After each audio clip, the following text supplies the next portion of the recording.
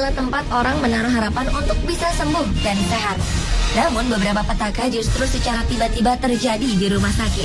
Kasus-kasus berikut menyadarkan kita betapa pentingnya menjaga kesehatan dan selalu berhati-hati dalam bertindak. Seperti apakah berbagai petaka yang pernah terjadi di rumah sakit? Inilah 7 petaka tak terduga di rumah sakit versi on the spot.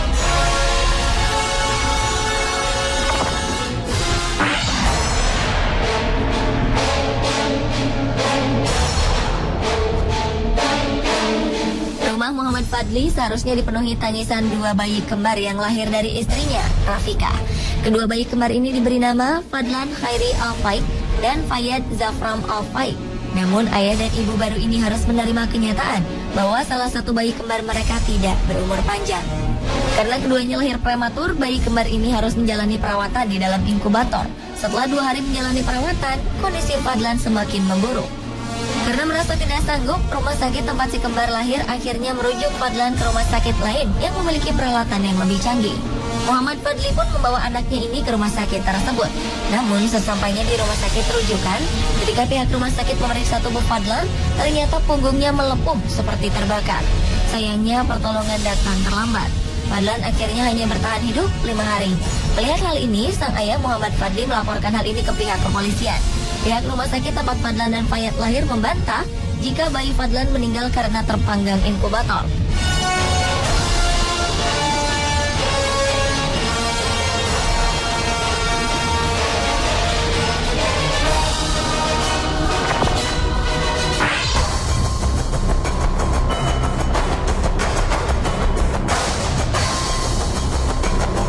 Para orang tua bayi di rumah sakit anak BC Roy, India tidak mengerti apa yang terjadi pada anak-anak mereka.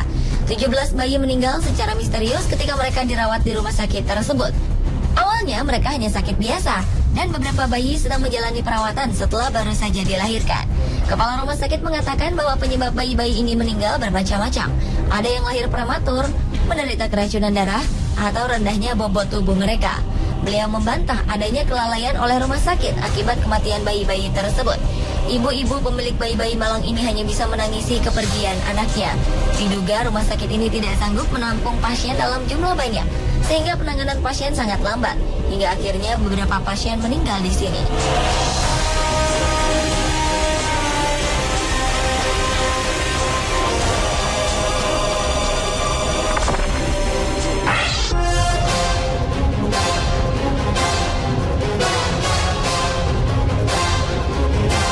Belakangan ini penyakit Ebola merupakan salah satu penyakit yang paling menakutkan di dunia. Penyakit yang belum ditemukan obatnya ini sudah merambah ke berbagai negara di dunia. Ebola bisa menular dengan sentuhan kulit seperti yang dialami oleh petugas medis di Rumah Sakit Health Presbyterian Dallas, Texas. Petugas medis ini membantu merawat warga Liberia yang tertular Ebola. Setelah pasien yang dirawatnya itu meninggal, sayangnya para perawat ini dinyatakan positif terkena Ebola. Kedua petugas medis mengaku tidak hati-hati sewaktu melepas pakaian pelindung yang dikenakan ketika merawat pasien Ebola bernama Thomas Eric Duncan. Atas kejadian ini membuat kedua petugas medis malang tersebut harus dikarantina demi kebaikan semua orang. Mereka juga ditanyai lebih detail pada siapa saja mereka bersentuhan agar penularan Ebola tidak tersebar di Texas.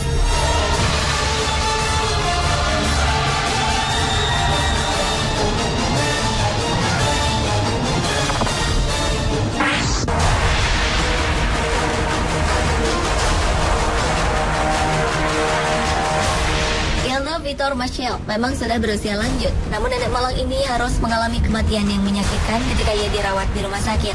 Perawat yang bertugas tidak sengaja menyuntikkan cairan sup ke dalam lengan kanan nenek yang seharusnya ke selang infus.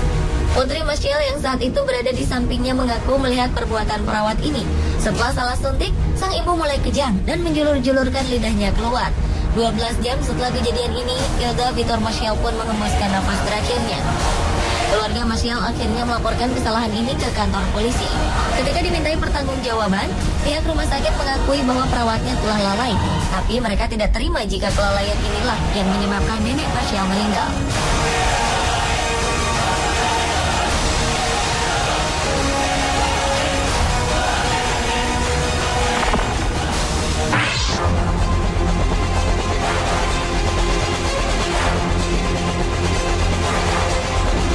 Scott sangat berbahagia ketika mengetahui anak yang dikandungnya akan lahir. Tidak ada kelainan yang ditemukan dokter kandungannya selama pemeriksaan kandungan. Namun ketika menjalani operasi sesar, tim medis dinilai lambat menolong anaknya yang ternyata terlilit tali pusar selama 20 menit. Tidak ada yang menyadari hal ini, sehingga anak yang diberi nama Charlie ini kekurangan oksigen ketika dikeluarkan. Butuh waktu 55 menit sampai akhirnya Charlie bisa bernapas sendiri. Kejadian ini menyebabkan Charlie mengalami cerebral palsy atau lumpuh otak pada saat ia berusia 6 bulan. Ia tidak mampu berjalan, berbicara, duduk, atau minum tanpa bantuan, dan akan membutuhkan perawatan selama sisa hidupnya.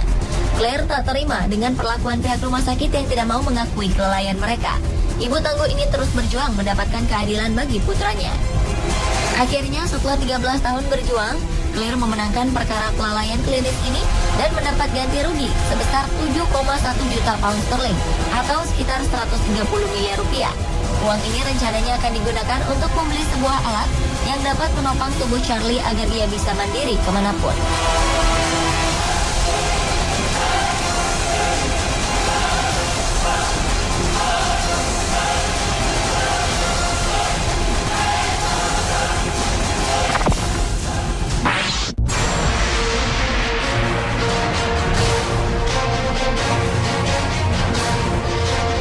Otak permanen juga dialami seorang gadis kecil bernama Maisha Najib.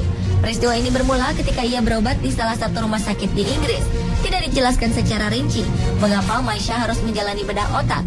Namun pada saat operasi, dokter menyuntikkan obat untuk menghentikan pendarahan di otaknya.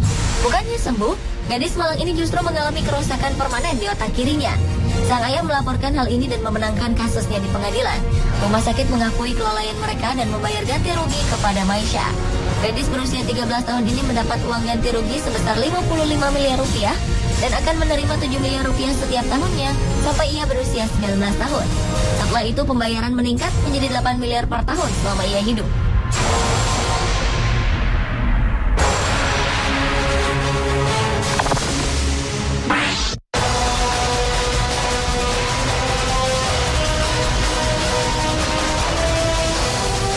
Kekurangan sebuah rumah sakit tua yang sudah berumur 50 tahun. Tiba-tiba saja rumah sakit di India ini ambruk dan menimpa para pasien dan staf rumah sakit. Kejadian ini menyebabkan 2 orang tewas dan 16 orang luka-luka. Sebelum rumah sakit benar-benar ambruk, sebagian penghuni rumah sakit sudah sempat dievakuasi. Namun orang-orang yang berada di lantai 2 masih berada di dalam gedung. Para petugas menemukan 2 jasad ini di antara puing-puing gedung yang ambruk. Pihak pengelola rumah sakit mengatakan bahwa setiap tahun rumah sakit ini selalu direnovasi. Jadi meskipun sudah tua tetap terawat. Mereka masih menyelidiki penyebab ambruknya rumah sakit.